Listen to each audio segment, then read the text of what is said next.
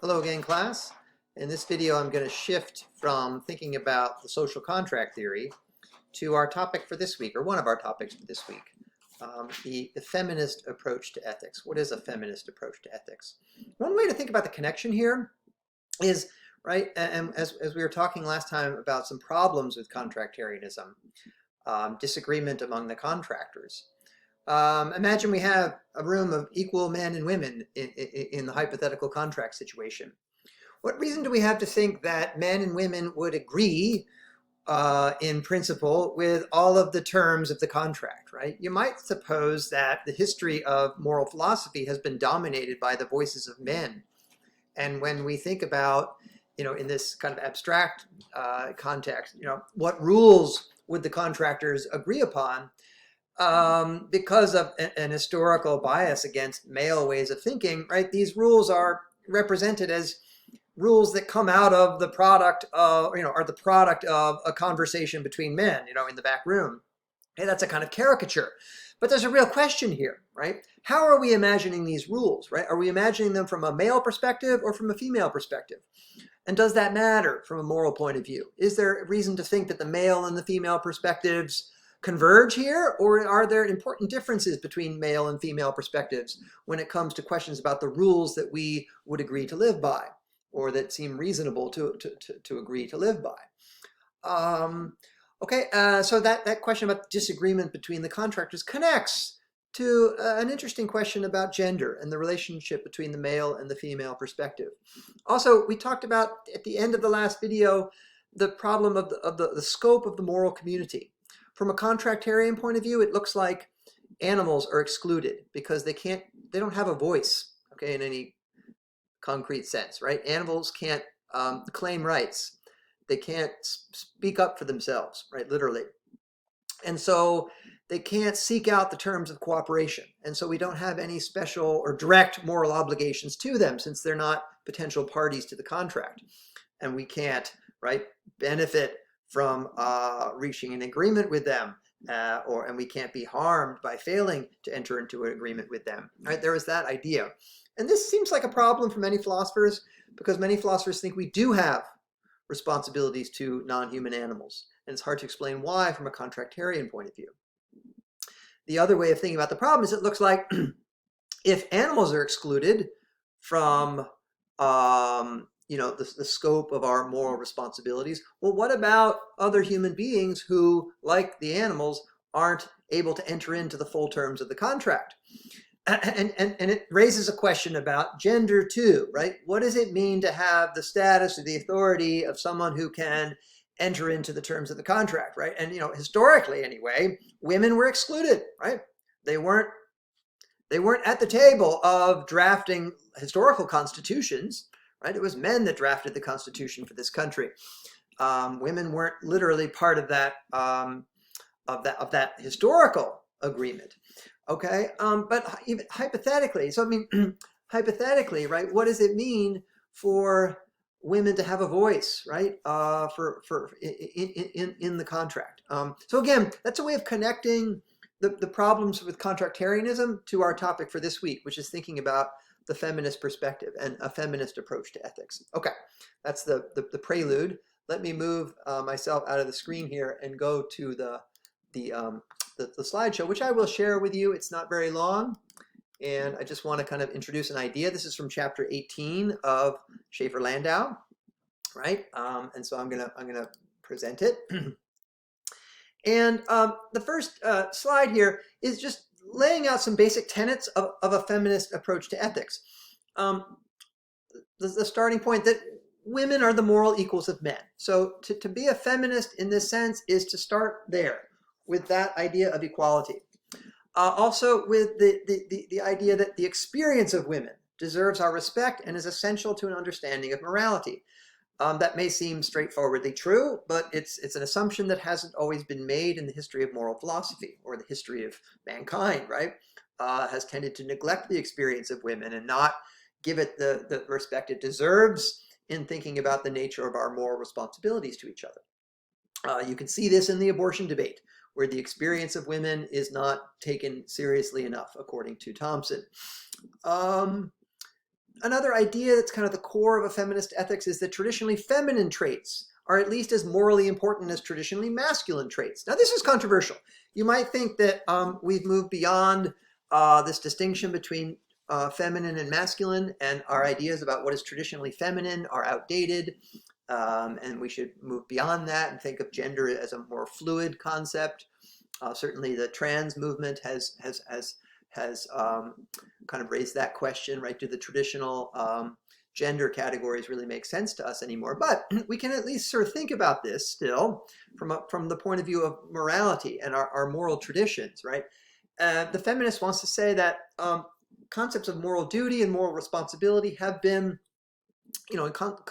ideas about what morality consists in, have been dominated by a kind of masculine or male perspective that has given more significance or importance to what you might call traditionally masculine traits. Okay, same goes with styles of reasoning, right? The traditionally feminine styles of reasoning have been demoted or not taken seriously enough, or not given as much importance, treated as inferior in some ways to traditionally masculine ways of reasoning. And so the feminist wants to correct that, right? And place more emphasis on traditionally feminine styles of reasoning. Okay, you can look at the Lindemann essay, Hilda Lindemann, in The Ethical Life, and those are the pages 156 to 158, where she discusses what she means by feminism. These bullet points in this part of the slide come from Shafer-Landau, chapter 18. But look at Lindemann and see, does Lindemann add anything to this idea of what feminist ethics is about, right? That's a question for you to think about. Okay, just making sure we're not running out of time. Okay, the first bullet point here in this last slide, to be a feminist, to take a feminist approach to ethics, is to be committed to this idea that women are the moral equals of men. Okay, but what does that mean? Right? Okay, so that's a slogan, you could say, but the point of doing philosophy, and hopefully this class helps you clarify what we mean when we say that. Okay, so one thing we could mean is that women and men deserve equal consideration in the utilitarian calculus, going back to a utilitarian approach to ethics, right? That women's pleasure, women's happiness deserves equal consideration, right? Has equal value to the pleasure and happiness of men.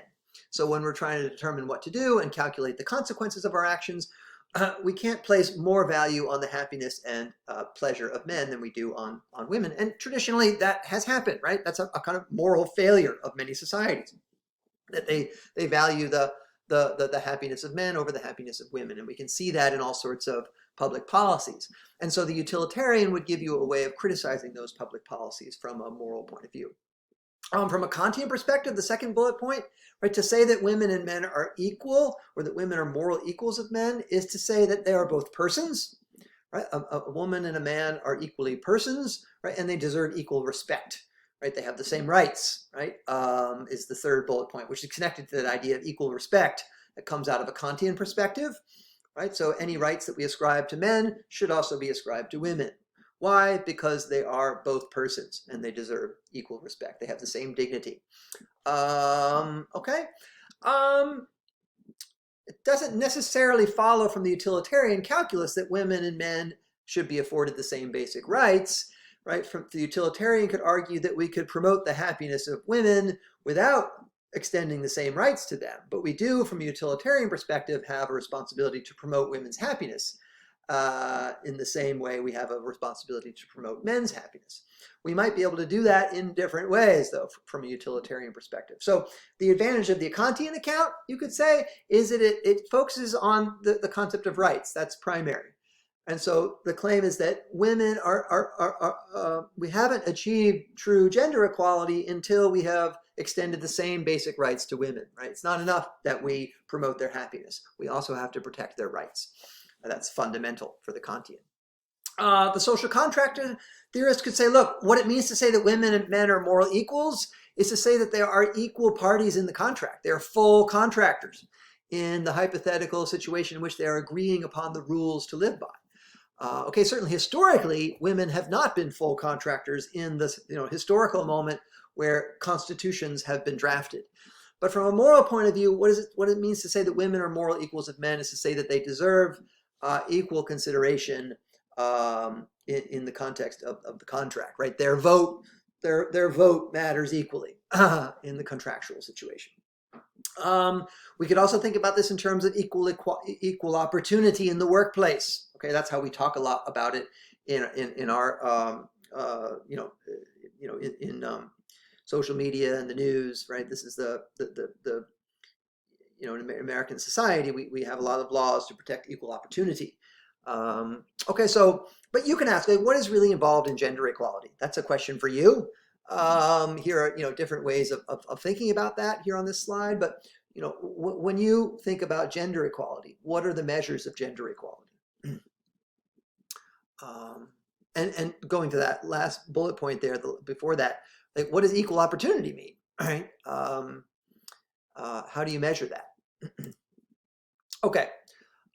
So what does it mean to say that the experience of women deserves our respect?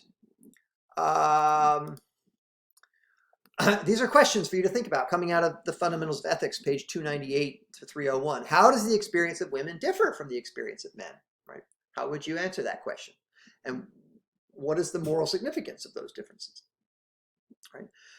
If women have fundamentally different experiences from men, what difference does that make to our understanding of our responsibilities to each other? And how does reflecting on the experience of women change the way we think about morality?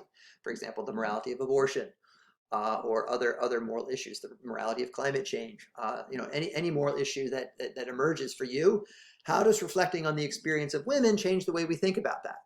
Change the way we think about our responsibilities in those kinds of cases. Okay. So here's sort of Shafer-Landau's attempt to sort of focus in on traditionally feminine traits, masculine traits, right? Women are traditionally more associated with empathy and sympathy, whereas the masculine is more associated with competitiveness, right? The feminine is more associated with dependence, with interrelations, dependence, right? The masculine more associated with freedom and independence. An ethic of caring, right? As opposed to an ethic of demanding one's fair share, right? Altruism versus egoism. Like the feminine is traditionally more associated with altruism. The masculine, at least in our society, is more traditionally associated with egoism. The caring, altruistic trait allies itself with mercy and compassion, whereas the masculine is more associated with a readiness to resort to violence, right? Or an insistence on personal honor. Okay, these are stereotypes. Maybe there are stereotypes that you vehemently disagree with or you find not useful anymore. But the point here is to think about our stereotypes and to think about whether those stereotypes determine or shape our ethical understanding, and to raise questions about that, right? Perhaps the feminine has been undervalued in our traditions of morality, right? In our society. And so the feminists would argue we need to do something to correct that. Okay. So I'm going to move more quickly. We just have a couple minutes. Traditionally feminine styles of reasoning here are contrasted with traditionally masculine styles of reasoning. Ask yourself, is one style of reasoning morally superior to the other? Even if you don't gender them, even if you don't think of cooperation as a traditionally feminine way of thinking or reasoning, what is a morally superior way of thinking through our moral responsibilities to each other, right? Should we start from a position of cooperation and flexibility, or start from a position of impartiality and like strict adherence to rules? Okay, like what's the starting point for our ethical debates, and which is a better place to start? Okay.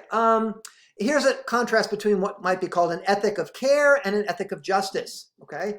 And so one way to read this chapter is, right, the feminist is emphasizing the importance of an ethic of care, not rejecting an ethic of justice, but right, arguing that we need to focus our concerns about justice, right, from the point of view of an ethic of care, or balance our concerns about justice with our concerns that come out of an ethic of care, right? And okay, so I think that's all I have time to talk about here. We can return to this next time, but this is in class. But sort of think about the difference between an ethic of care and an ethic of justice, and which you think is sort of more fundamental, and how do you think about the balance between those two? So, right, the balance between cooperation and fair competition, or between an emphasis on connectedness and an emphasis on individuality. Okay, so think about those for next time. That's all for now. Okay, thanks.